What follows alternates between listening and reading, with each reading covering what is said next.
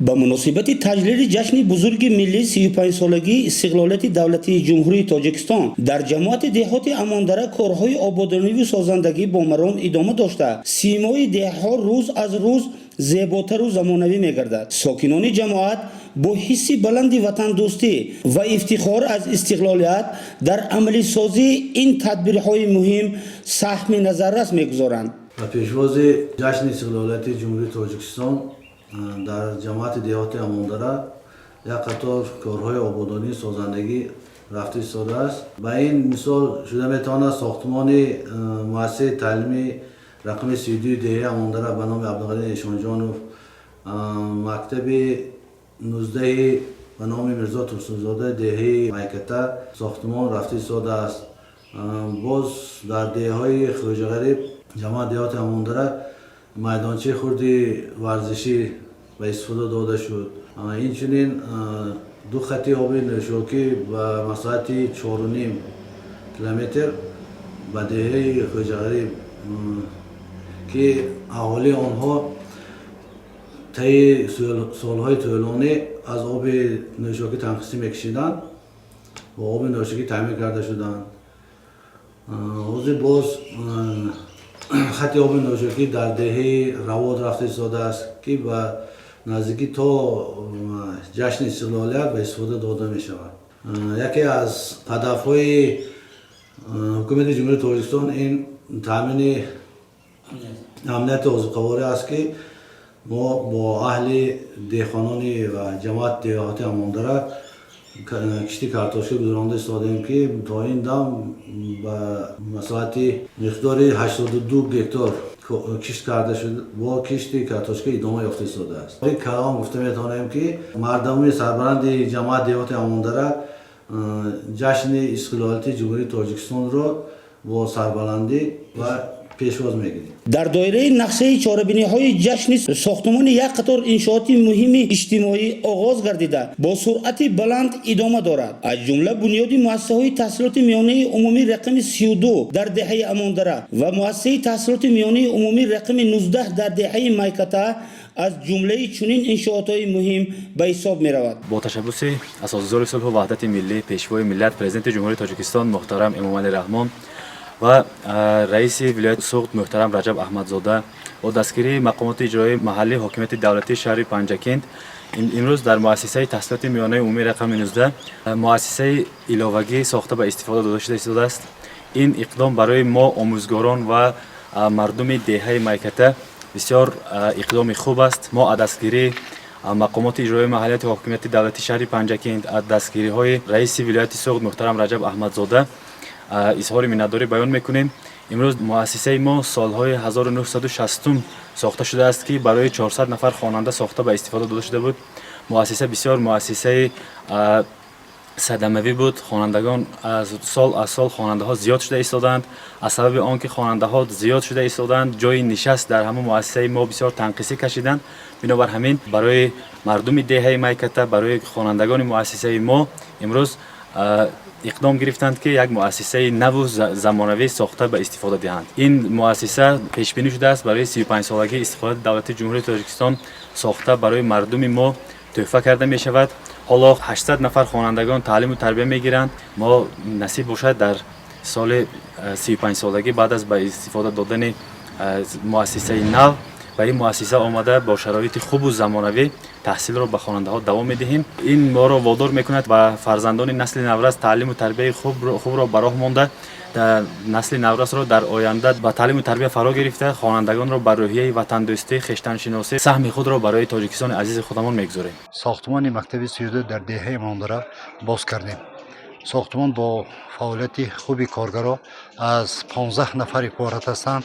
ما شکر پیشوای ملت و پرزیدنت محترم امامعلی شریف رحمانش میکنیم. با سرداری همون کس مکتبای فعال اشتراک مشترک ایستاده است. میخواد مکتبای نو ادامه دارد. کارمون پیش رفته است. ساختمانچه با صفت اعلی کار کرده ایستاده.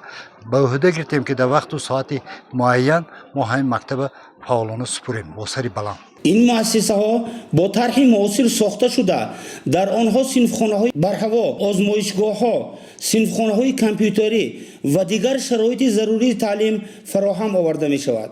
انتظار می رود که پس از به استفاده سپردن این مؤسسه ها صدها نفر خوانندگان با شرایط بهتر و معاصر فرا گرفته شده، صفت تعلیم و تربیه در منطقه به مراتب بلند می گردد. من سرمتخصص جمعیت دیهات امانداره علیف میرزانپور، رئیس جوانان جمعیت دیهات امانداره توجه محترم پیشوای موازی ملت باید به جوانان در پیشرفت دولتمون همه جانبه می باشد و پیشوای موازی ملت در همه برآمدهای خود قید کرده میگذارند که جوانان آینده ملتند.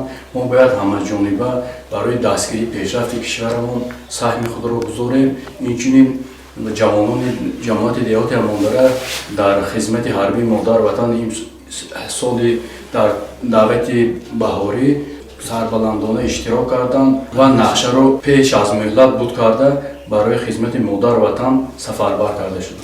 هر یک جوانی با مسئولیت وطنیت را ضرور است که برای سری بلند پیشواز گرفتن 35 سالگی استقلالیت دولتی جمهوری تاجیکستان همه‌جانبه کوشش کند و کمی هم باشد سهم خود را برای پیشرفت دولت و ملت ما گذارد.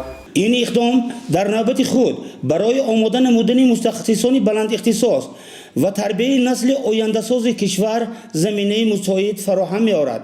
همزمان در برابر رشد ساحه معارف بخش کشاورزی نیز در جماعت رشد و ترقی داشته از سمت‌های افزایشناک تبدیل یافته است. من رئیس خواجگی دهقانی بفقل جمعیف در خواجگی 112 گکتار زمین دارد، زمین آبی کارم.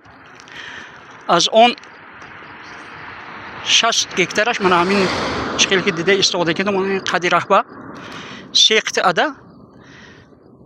همین زمین ها پیش یک 2-3 سال پیش ما غله میکاردیم. خدا بالا یک باد باران تیاد اگر یک چیز میگرفتیم، لیکن هم تو چاروی سر میدادیم، نامش آبی بود لیکن فاکتیسکی لالمی بود، در اصل لالمی بود. با شرافت رئیس شهر پنجکند محترم خالقزاده 2 سال شد که آب برآوریم. من حاضر خیلی که دیده است کبوتی شده استاد است. مردم روز به روز سال به سال به زمین مهر مانده کار کراسین. خصوصا به مسئله آبیاری زمین ها توجه مخصوص ظاهر گردیده. با تطبیق لایه های گوناگون شبکه های آبرسانی تجدید و نوسازی می شوند. تعمیر و برقرارسازی انشاءات های آبیاری با استفاده اصول معاصر آبیاری امکانیت می دهد که زمین های کشاورزی ثمرناک استفاده برده شوند. در نتیجه حاصلناکی زراعت ها افزایش یافته، سطح تامینات بازار با مسئولیت کشاورزی بهتر می گردد. اینچنین رشد ساحه کشاورزی با بهتر شدن وضع اجتماعی اقتصادی اهالی مساعدت می نماید. باید ذکر کرد که همه این دستاوردها ثمره سیاست سازنده و بنیادکارانه دولت و زحمت صادقانه مردم محلی می باشد. ساکنان جماعت دیهاتی امانداره با اطمینان اظهار می دارند که در آینده نیز با زحمت صافدلانه برای آبادی دیار و پیشرفت وطن عزیز سهم ارزنده خود را می‌گذارند. همین طریق جماعت دیهاتی امانداره با دستاوردهای نظررس و اقدام‌های سازنده جشن 35 سالگی استقلالیت دولتی جمهوری تاجیکستان را با روحیه بلند ادانه استقبال می‌گیرند. دل بغمی وطن فیگار ما نکنه، کی میکنه جان برای وطن نثار ما نکنه، کی میکنه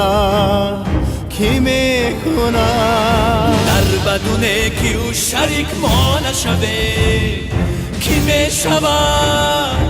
میشوه حفظ و وفای او شیار ما نکنه، کی میکنه دل بغمی وطن فیگار ما نکنه، کی میکنه جان برای وطن نثار ما